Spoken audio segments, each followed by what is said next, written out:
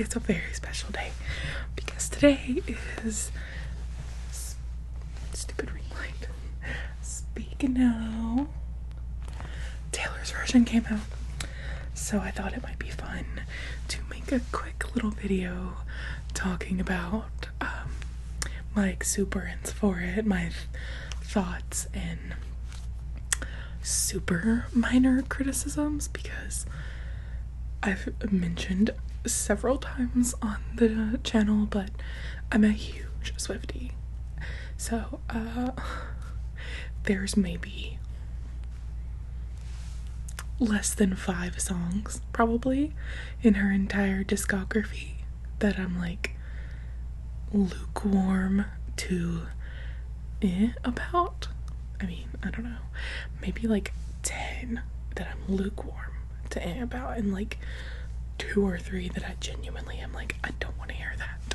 So this will be pretty positive. I'll try to, I'm not gonna say that I'll be objective, but I will try to voice some kind of opinion that's not absolutely glowing. We'll see. I put on my Long Live bracelet for the occasion. So this one says, "Long live all the magic we made," and it has 2 little purple beads for Speak Now. Speak Now is purple themed, obviously. So yes, let's just get started. I have it pulled up on my iPad here because I didn't want to forget like any song like to talk about, because there's 22 songs on the Speak Now Taylor's version, and I made a couple notes in my notes app of what I wanted to talk about. So obviously I love the album. I loved the original one. I love the re-recording. I think she sounds amazing.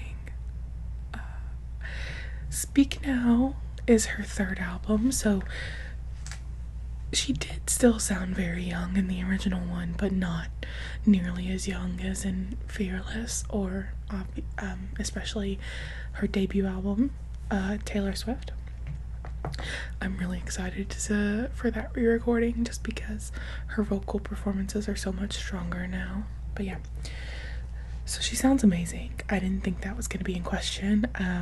She took a few liberties in some of the original tracks that we all knew. I think we expected from the previous re-recordings. Like, we knew there would be subtle note changes or production changes, but nothing that I found offensive. I know some people are being very nitpicky. That's just not me. I just really enjoyed it. I think she sounds amazing, and I liked the subtle nuances that she did choose to take. One of the big things that people are very, very upset about is a lyric change in Better Than Revenge. I personally, again, am not upset. I do prefer the original lyric. I think it matches the pettiness and the childishness of the original song, because when she was like 19 when she wrote it, basically a child, she was very upset, very wronged, very angry. I think tonally it made more sense. People are saying it was like anti-feminist, or it's like slut shaming. I mean, and yeah, kind of, but to be honest, who among us has not slut shamed somebody? Especially if that somebody is someone who was sleeping with your boyfriend when they knew he was your boyfriend. So like, I don't know. I didn't have a problem with it. I think that there are so many more important feminist issues that deserve our attention versus like one throwaway line on a 13-year-old song. But whatever. For me, I'm fine with the update. I still love the song. It brings me back to being a young teenager who was angry and petty. So like, I love it. I still think it's great.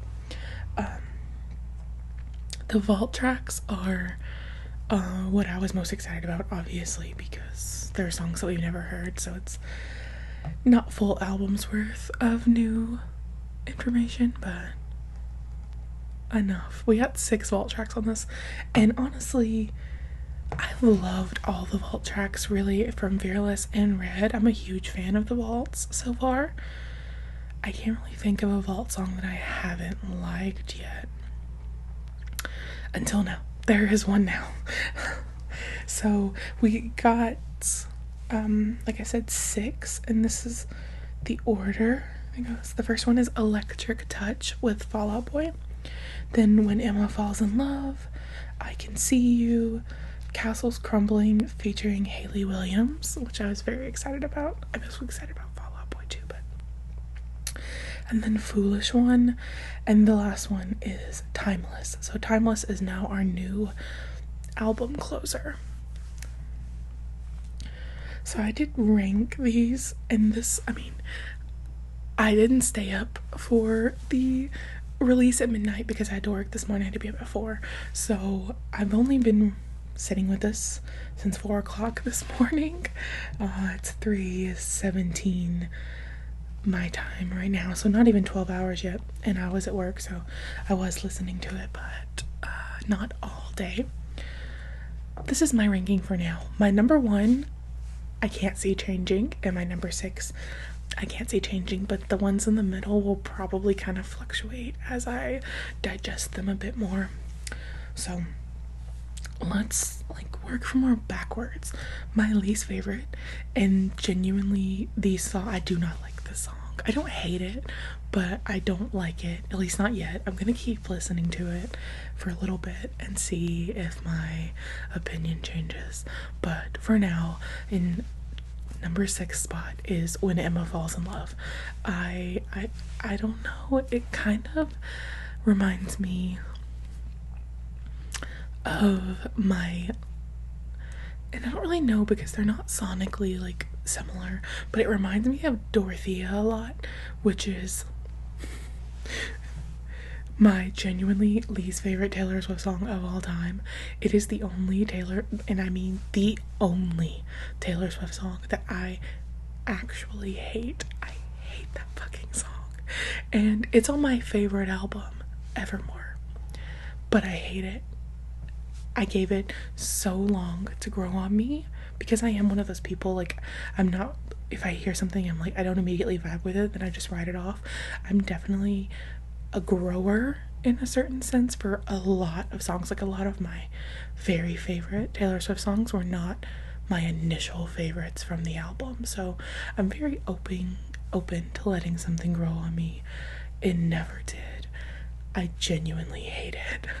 And I'm so sorry because I know there's so many Dorothea stans out there, but it reminds me a lot of Dorothea and kind of The Last Great American Dynasty, which I also don't love, but I don't hate.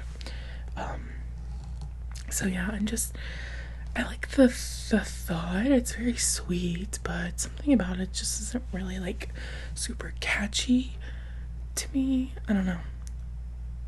I'm interested if anyone else feels that way. It's definitely my least favorite.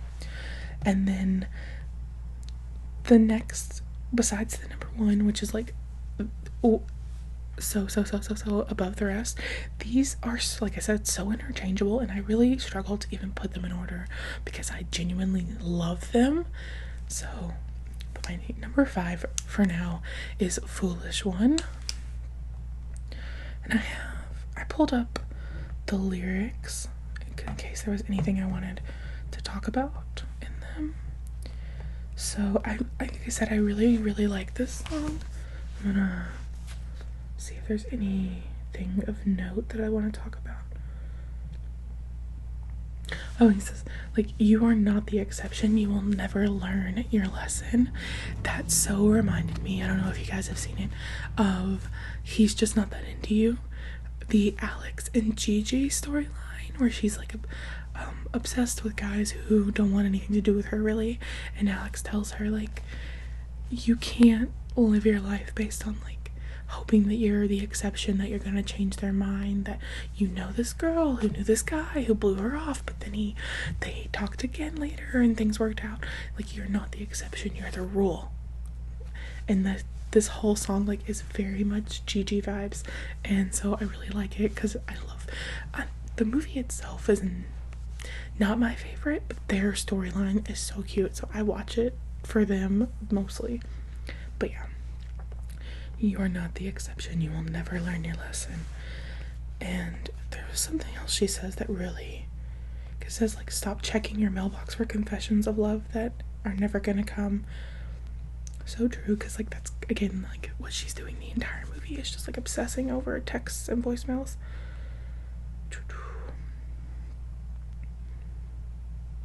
I don't know, there was another, yeah, at the end where she says, the day is gonna come for your confessions of love. When all is said and done, he just wasn't the one. No, he just wasn't the one. So I like that it ends kind of hopeful. Like, yes, you've been foolish. You are holding on to this relationship or this idea of a relationship that's never gonna work. But like, someday it will with someone. So you just gotta let go of this to move on and like find that. I love that. I like that a lot of Taylor songs that are like sad or more depressing, like she tends to kind of bring it back up at the end to just give like a little sliver of hope. She does that in Evermore, if you guys are familiar with that song. The whole song, it doesn't matter, but she does it in that song too, and I really love that. So Foolish one at number 5, but I genuinely really like this song, so like I hate to rank it low. And then number 4, is Castles Crumbling, the one featuring Hayley Williams. And this one, I went back and forth between it being 3 or it being 4 because I just wasn't sure. But I, again, do really love the song. It's really beautiful.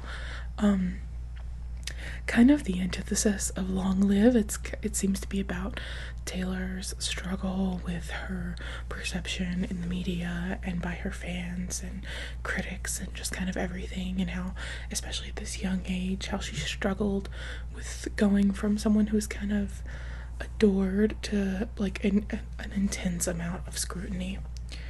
So they both sound amazing, as they always do. I can pull this up, see if there's any lyrics I want to put out.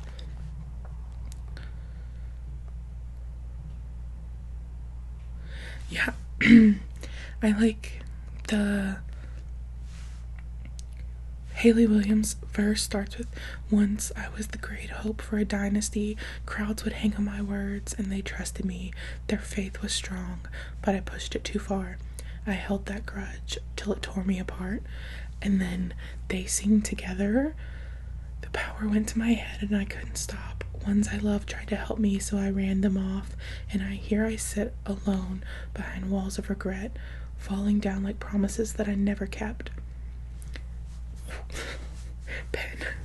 But the whole song, and I even tweeted this, gives me such strong Daenerys Targaryen vibes, especially in that abysmal last season where they have her just kind of, descend into madness or whatever, which I found completely ridiculous, but it happened. And so this song really, like, I'm sure there's gonna be TikTok like edits and fan cams like all over the place to this once people put that together, because I mean, my foes and friends watch my reign, and I don't know how it could have ended this way. Smoke billows from my ships in the harbor.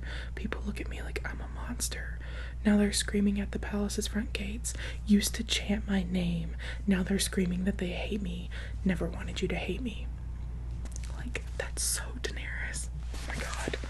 If you guys watched Game of Thrones, or even if you just read the books, like, I think you will understand what I'm saying. That is... I honestly can't wait for the edits. But it's a beautiful song. A sad song, but they perform it really well. So that's number, what did I say, 4? Yeah, it's number 4.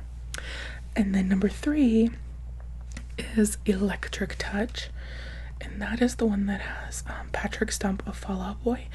It's credited as Fall Out Boy on the album, but I looked at the song credits and nobody besides Patrick Stump seems to be on the song, so I'm not really sure why they credited Haley separate from Paramore, but they're crediting all of Fall Out Boy when it's really just Patrick.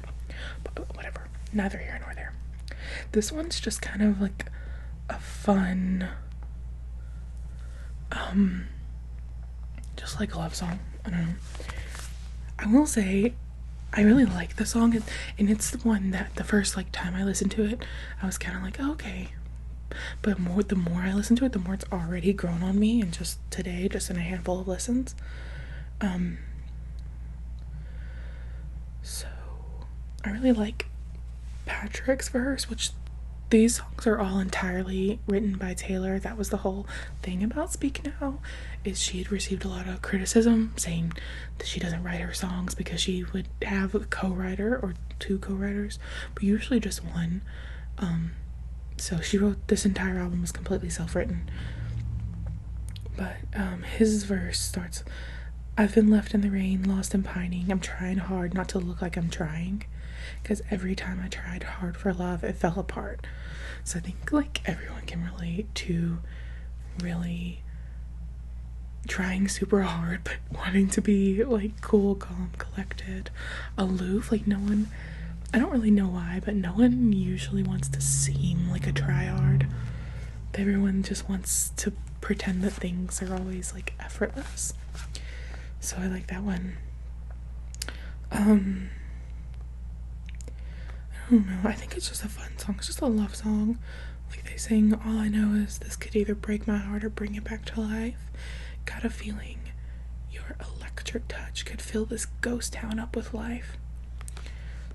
I had hoped, honestly, that there would be a little bit more like guitar in the song, just because, I don't know, because of Fall Out Boy.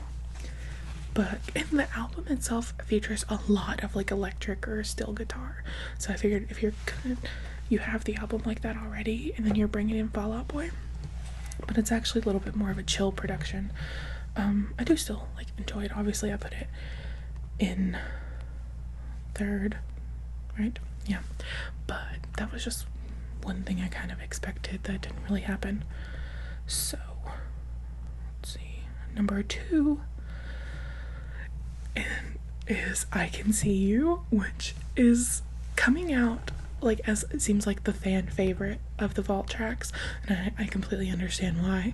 It's so like, I don't know, like groovy and vibey, almost like 60s or 70s, like laid back, but just like you just kind of like want to shimmy. It's so fun. It's so, like, to be quite frank, kind of horny. It's funny to think about young Taylor writing this song. I think perhaps the production would have been a little different if it had made the album back then, but Jack Antonoff and Taylor produced this, or maybe just Jack. I know Jack's on it, but I think Taylor might have co-produced, and I don't know, you just have to hear it. It's so fun, and it gives off very much like forbidden school rivals or workplace rivals, like, cause like she says, you brush past me in the hallway and you don't think I can see you, do you? I've been watching you for ages, and I spend my time trying not to feel it. And again, these are more simple lyrics, but the production really brings the songs to life. Like, you really need to hear it, because she's like kind of saucily delivering these lines. It says, but what would you do if I went to touch you now? What would you do if they never found us out? What would you do if we'd never made a sound? And then it's like, 'cause I can see you waiting down the hall for me, and I can see you up against the wall with me. So, and she says later, we kept everything for professional, but something's changed. They keep a watchful eye on us, so it's best that we move fast and keep quiet. You won't believe half the things I see inside my head. So, like, she's very much thirsty in this one, and it's just such a bop. I love it. I don't think it's gonna be able to take the number 1 spot, because I had such like a visceral emotional reaction to that song, but I could see it being more played. just because it's so fun, and like I'm not, you know, I tend to lean more into that like headspace when I'm in the car versus trying to be sad, which my number one song is not sad, but it, I don't know, brought something emotional out of me. So yeah, I can see you. Super fun song, I like it a lot. And so then that leaves in my number one of the vault tracks is Timeless, and that is the new album closer. In this song, it starts off and you're kind of not like sure where it's going, or it's kind of like sometimes Taylor writes songs that are so like storytelling that you think like, oh, this might not be catchy or this might not go anywhere, but they do because it's Taylor fucking Swift and she knows what she's doing. So I'm not gonna read all the lyrics because it's a very wordy song. She sings a lot of words in the opening verse. But basically in the beginning she says she sees an antique shop, she feels like she should go inside, and there's a box of old like black and white photos that are for sale. She picks them up, she's looking at them, and she's seeing like all the love in them. The first one is 30s black and white bride, their school lovers laughing on the porch of their first house, and then she's saying like she calls up her lover and she's telling him like, I'm looking at these photos, but I'm seeing us instead. I'm seeing like us in this story, and in another life you still would have turned my head even if we never met. And then we go into the chorus, which just like blew me away. Like it's for the romance girly, or like the romantic bleeding heart type, and I don't particularly find myself to be like super like I'm not seeking relationships or anything like that, but if you kind of escape reality through books and you read a lot of romance books, which I do, this song will probably definitely get you too. That's kind of what I'm relating it to, is like book couples, because like I have no experience in my life to relate it to. So, but yeah, the chorus is like, on a crowded street in 1944, and you were headed off to fight in the war, you still would have been mine, we would have been timeless. I would have read your love letters every single night and prayed to God you'd be coming home all right, and you would have been fine, we would have been timeless, because I believe that we were supposed to find this. So even in a different life, you still would have been mine, we would have been timeless. It's just such a romantic notion. I mean, not like a completely new concept of soulmates and being together in multiple lifetimes, but just the way she sings it is just so evocative. For me, anyway. And then in the next verse, we go back to the antique shop. She's seeing teenage couples in a driveway, like getting ready for prom. Flips to the back, it says 1958. It reminds her of when they first met, and she's looking around at all the things in this antique shop that are kind of being left behind by time. And then she sees a book covered in cobwebs, and I think this is meant to be like Romeo and Juliet, maybe. It says, story of a romance torn apart by fate.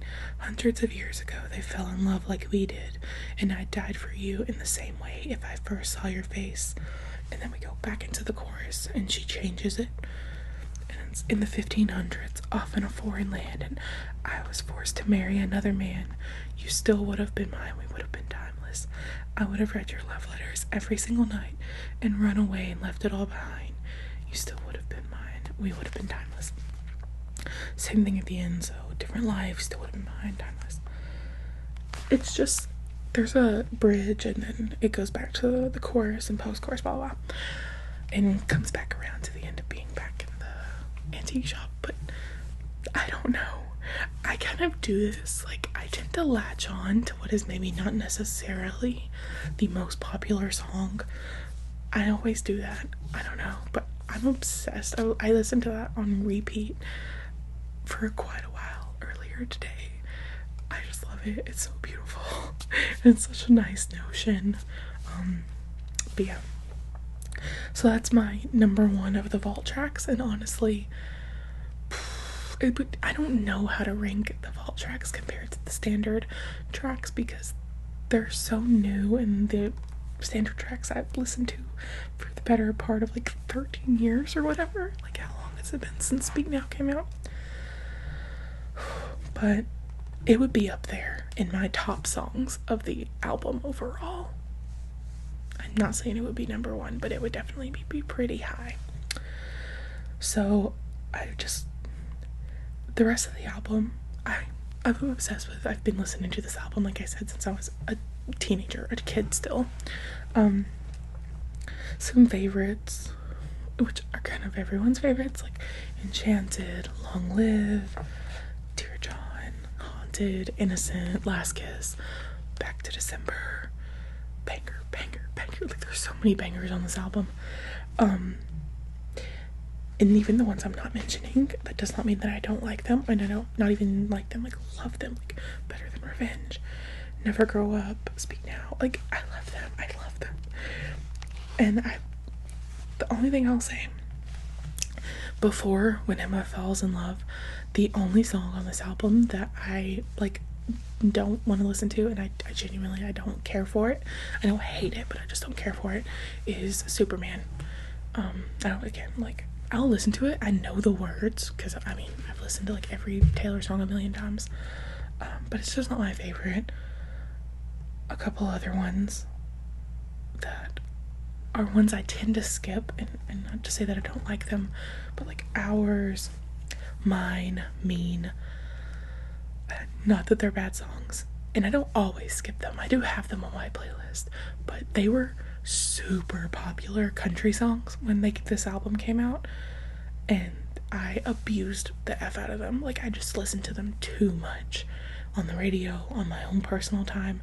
I just kind of really wore myself out on them, especially Mine and Mean, because those are ones I genuinely do like more. Ours is probably my, like, after Superman, was my second least favorite on the album. Mine and Mean, I do think, are genuinely really good songs. I've just listened to them like 8 million times, so if I'm gonna skip one, it will probably be them. So yeah, I feel like I might have gotten a little too excited, and started talking a little, maybe too fast, maybe not the most relaxing. Sorry. Yeah, so Speak Now Taylor's version, go stream it. This is I deleted all of the original OG albums out of my playlist, because we do not stream stolen songs in this house. Well, I say that, we do until we have the Speak Now Taylor, or not the Speak Now, until we have the Taylor's version. But as soon as the Taylor's version is available to me, the OGs go to bed. Period. So yeah, I loved it. I knew I would.